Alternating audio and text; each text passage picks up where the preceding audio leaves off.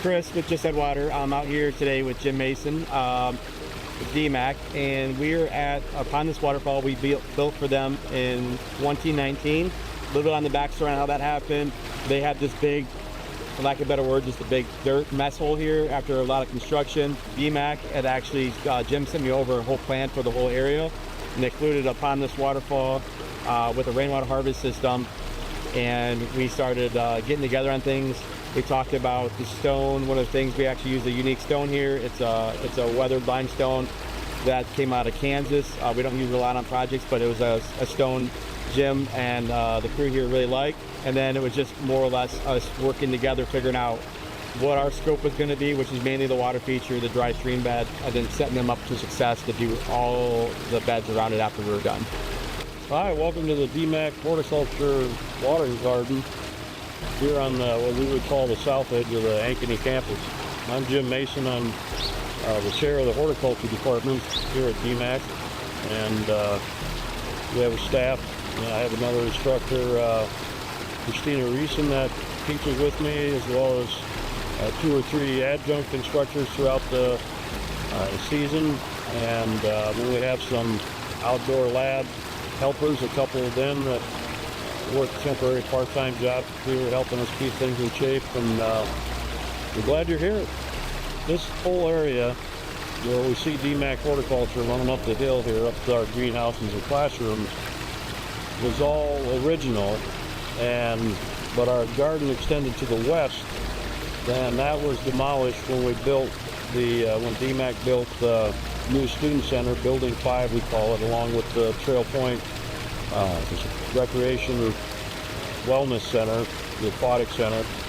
And so a lot of our gardens got torn out and such, and this was the first step after the gray shed behind us was built to restore our gardens. And when we started, basically there was water sitting here. It was lower than the surrounding territory, so the first thing we did was haul in like 60 truckloads of dirt to create this berming action that you see around here. And then the second thing we did was called Just Add Water, because we had a student working on what we wanted to achieve here, putting things on paper, and we wanted some sort of water feature, and that's when Chris stopped out and we got things going. The garden we're sitting in, we call it a demonstration garden, a show garden, an outdoor lab. We really haven't settled in on a name. Won't worry about that when we actually build a sign, invites people in. But we want everybody to use it. Anybody can stroll through it, and you can't come here and cut anything or dig out a plant or anything like that. But we want it to be user friendly.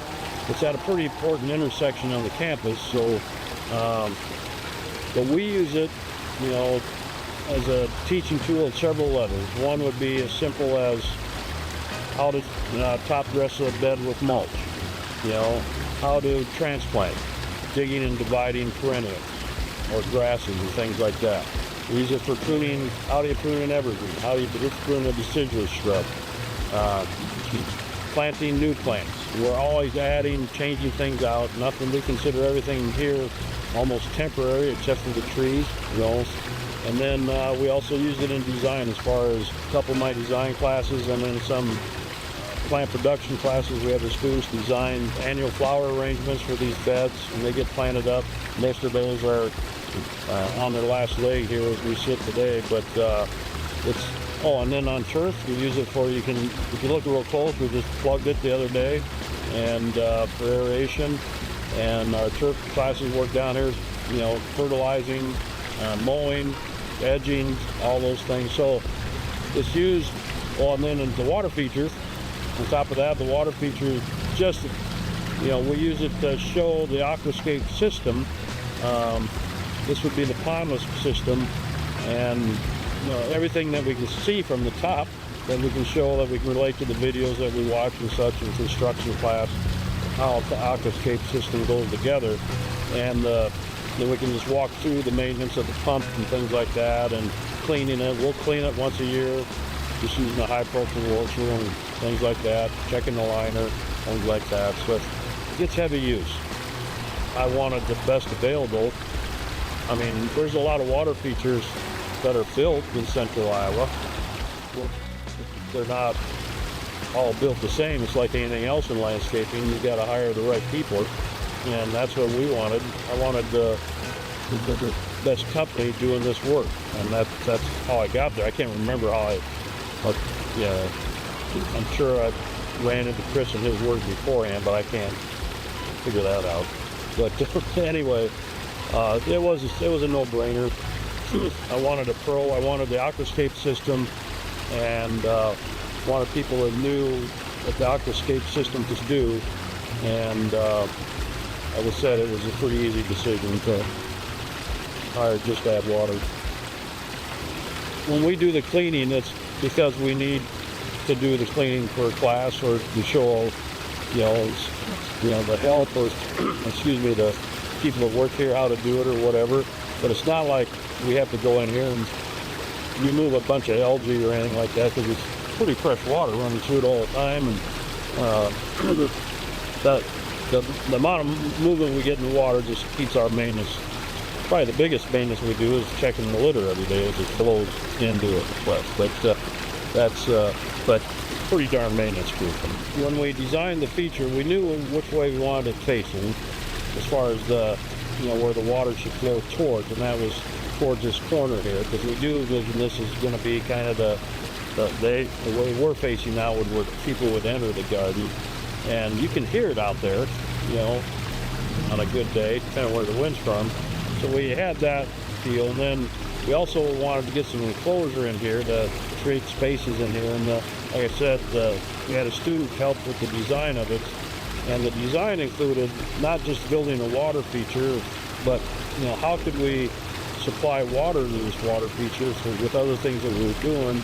And up the hill is what we call our mat, our growing mat, where we store mums during the growing season. We have our tree and shrub nurseries up there. All that stuff gets irrigated, and the excess irrigation water flows down, along with rainwater, flows down that big mat. It's good size, and hits a pipe at the end of the mat, and then the water flows through that pipe down the dry stream bed into the water feature.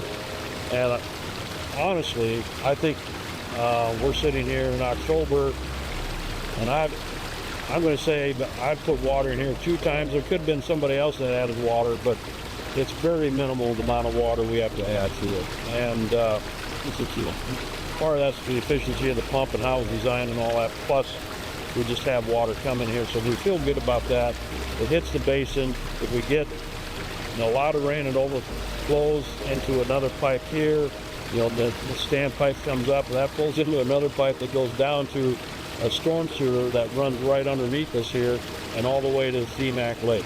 And so that makes us feel good that we're reusing the water.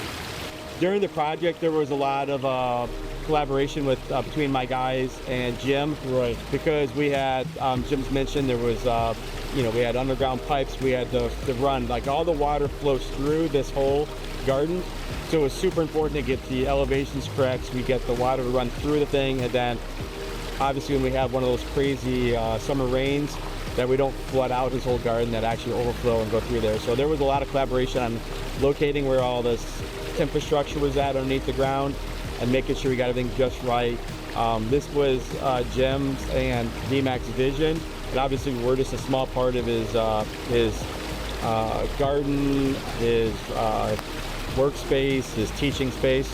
So there was a lot of pressure on us to make sure that we got everything the way it needed to be, so they could get everything to work around us the way they wanted it to. Yeah, Chris, that's a good point. There was a ton. I know that this was, I want to say, a little bit stressful, making sure we found everything and didn't break anything, and made sure, because to me the worst thing that could have happened would have been after the first rain having Jim call and say, hey, it's not working. So we have an oversized basin, so we can capture this extra water. We want to basically make it, I would call this system like an eco-friendly pond, where we oversize the basin so they're not adding a lot of water, that we are taking advantage of the water that's upstream coming through there, but we're cleaning that water. We're not dumping in sediments and all that kind of stuff. We're pre-filtering it and then getting rid of the excess flow down to the DMACC Lake. I think, when he's talking about the stone, didn't we have 2 semi-loads? We had 2 semi-loads, and we actually have some more. Yeah. If you ever want more, I actually have some more on hand. Okay, good. That's good to know, because the stone to me was a critical element, because like I said, we're heading into the season here where plants go away, except for the evergreen and some of the textures of perennials and grasses and things like that. But to me, quality landscape design has features that can be highlighted in when things aren't growing, and that's like 6 months in Iowa, right? So the stone and the elevation of the water feature and all that plays in to making this a year-round garden. And we run the water as long as we can. It's running through that water, even when it's snowing and stuff. It's a pretty special element, and so I don't want to understate the stone and the thought that went into the elevation changes and things like that, because we use the stone to highlight the plants, and vice versa. That's what is intended, and it's all kind of fun. Like I said earlier, this garden is kind of we enter, south of here we go right into the parking, and we wanted to create kind of a division from the parking lot into our outdoor hort lab. And in this hort lab, the outdoor lab, we do things like teach all the hardscape elements, like building retaining walls, building paver patios and the like, and even wood construction, fences, and it's an introduction to building fences and decks correctly, all those things we do here at DMACC Hort. And then you put on top of that, developing all these areas, or you've created these spaces, what are you going to put in there for plants? Well, a lot of the plants you see here were grown by our production classes, especially when it gets around to the annual beds and such during the season. Those plants might have been selected by students.